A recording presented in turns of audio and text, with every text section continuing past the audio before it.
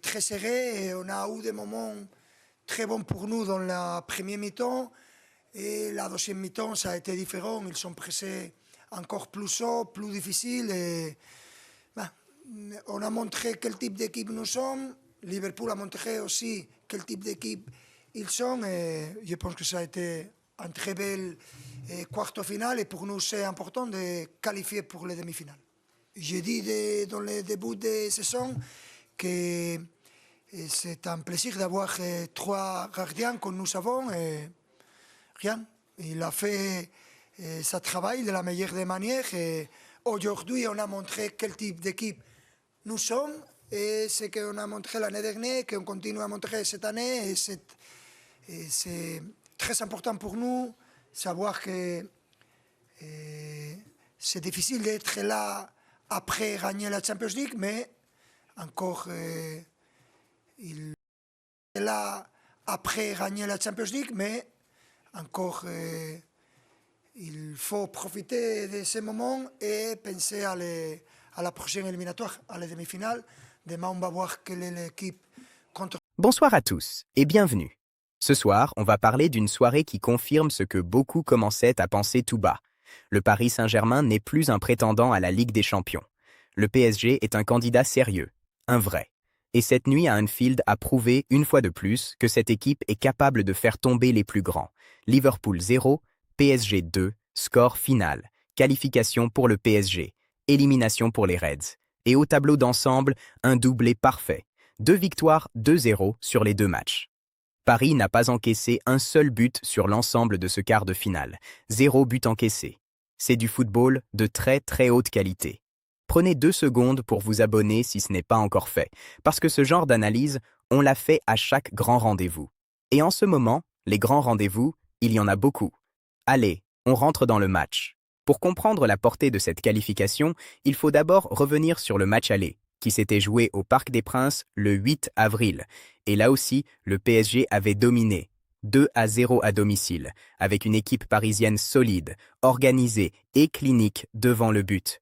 Liverpool arrivait donc à Anfield dans une position délicate. Il fallait marquer au moins 3 buts pour se qualifier directement, ou 2 buts sans en encaisser pour prolonger l'aventure aux prolongations. C'est une montagne, surtout face à une défense parisienne qui avait semblé imperméable à Paris. Anfield, c'est une enceinte mythique. C'est l'un des stades les plus intimidants d'Europe. La fameuse atmosphère des grandes nuits européennes. Les Reds ont une tradition de remontada légendaire chez eux. On se souvenait tous de ces nuits contre Barcelone, contre Dortmund, contre Saint-Étienne dans d'autres époques. L'histoire plaidait pour un scénario fou. Mais le PSG de 2026, ce n'est pas une équipe qui se laisse intimider. Et ce soir, Paris a répondu aux questions avec une maturité impressionnante. Côté Liverpool, l'entraîneur a aligné une équipe offensive, logique vu la situation. Dans les cages, Mamardashvili, le gardien géorgien recruté l'été dernier. En défense, le duo Konaté-Van Dijk, l'un des meilleurs de Premier League. Sur les flancs, Frimpong à droite et Kerkez à gauche. Au milieu, un triangle ambitieux avec Gravenberch, Szoboszlai et le très prometteur Florian Wirtz. Et devant, le duo Isaac, Ekitike, 2 attaquants jeunes, rapides, avec une vraie soif de but. Côté PSG, Luis Enrique a fait confiance à ses tauliers. Safonov dans les cages, la charnière Marquinhos, Pacho en défense centrale, Hakimi à droite, Nuno Mendes à gauche. Au milieu, le trio magique Zahir Emery, Vitinha, João Neves. Et devant, un trio qu'on commence à bien connaître, Dembélé, Kvaratskhelia et Doué.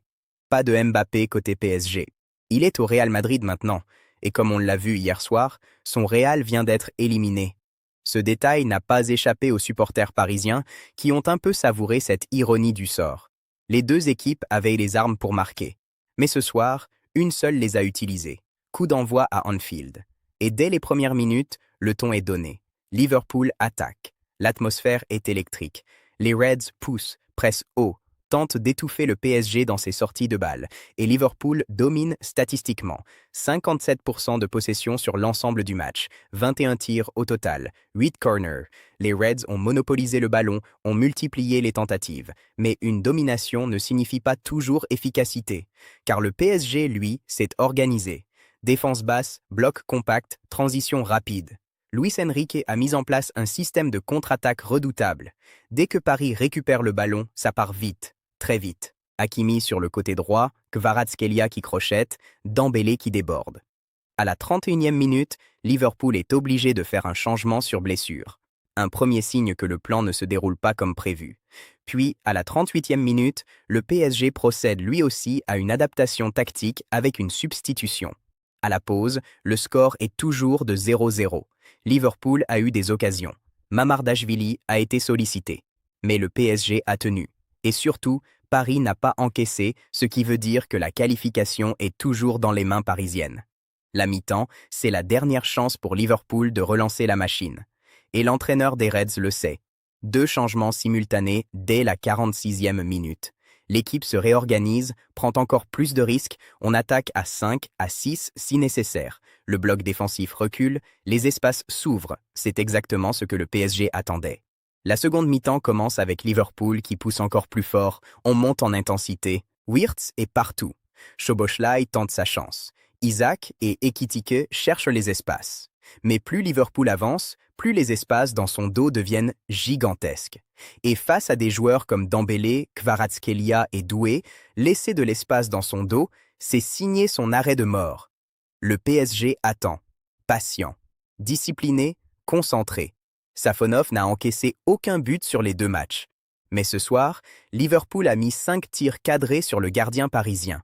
Safonov a répondu présent 5 fois, 5 arrêts. C'est lui aussi qui porte la qualification autant que les attaquants. 72e minute. Anfield retient son souffle. Liverpool attaque encore.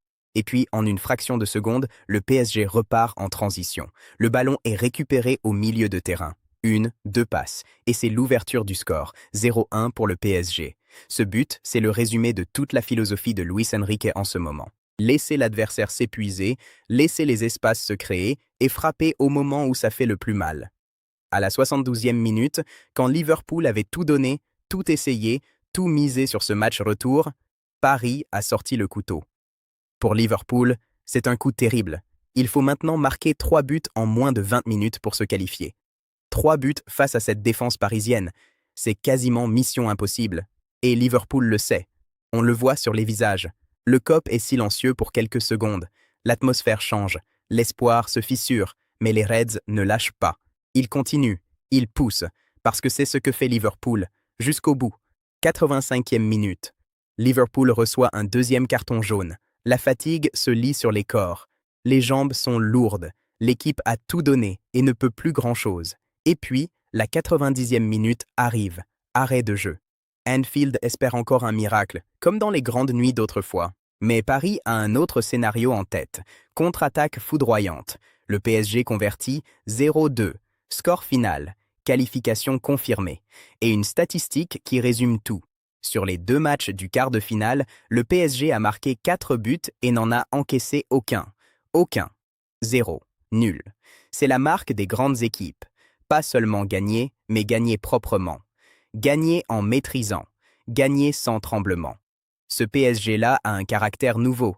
Il ne cherche pas à embellir le score. Il tue le match et il rentre à la maison. Et maintenant, parlons de ce qui nous attend. Parce que la suite, elle est absolument énorme. Le PSG est qualifié pour les demi-finales de la Ligue des Champions. Et son adversaire? Le Bayern Munich. Le même Bayern Munich qui vient d'éliminer le Real Madrid avec ce 4-3 absolument dingue dont on vous a parlé hier. 2 équipes en état de grâce. 2 équipes qui jouent un football de très haute intensité. 2 équipes qui ont faim de finale. Le match aller se jouera le 28 avril au Parc des Princes. Le match retour, le 6 mai à l'Allianz Arena. Ce PSG Bayern, c'est le choc des styles. D'un côté, le PSG de Luis Enrique.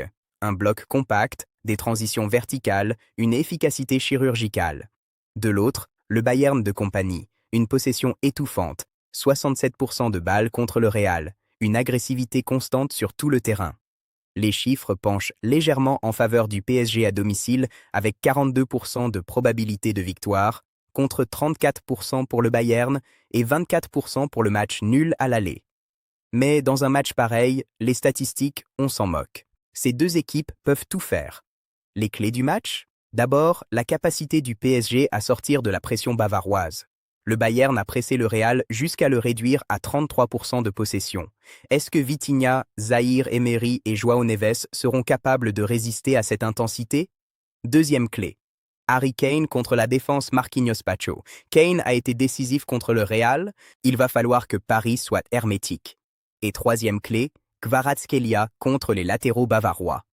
Le Géorgien est en feu en ce moment. Si Kvara tourne à plein régime, le PSG peut faire très très mal. Ce PSG Bayern, c'est peut-être le choc le plus attendu de cette phase finale. Et je vous promets qu'on sera là pour le débriefer dans les moindres détails. Copiez ce segment 10. Conclusion and appel à l'action. Boom et Min 30. Voilà pour ce débrief complet de Liverpool 0, PSG 2. Une soirée qui confirme que ce PSG est devenu une machine bien huilée, bien coachée, avec des joueurs qui ont compris ce que Luis Enrique leur demande. La question qu'on se pose tous maintenant, c'est simple.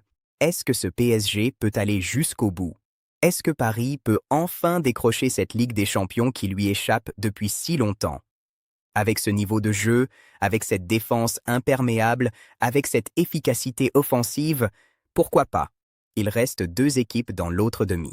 Le Barça qui a éliminé l'Atlético et Arsenal qui affronte l'Atlético justement en demi-finale. Le tableau final commence à se dessiner et Paris est dans la meilleure position possible. Une chose est sûre, les prochaines semaines vont être historiques et on sera là pour tout analyser, tout décrypter, tout vous raconter. Si cette vidéo vous a plu, laissez un like, ça m'aide vraiment à développer la chaîne. Abonnez-vous si ce n'est pas encore fait. Partagez autour de vous avec tous les fans de foot que vous connaissez et dites-moi en commentaire, vous pensez que le PSG peut aller en finale? Je veux lire vos pronostics. Merci à tous et à très bientôt pour la suite.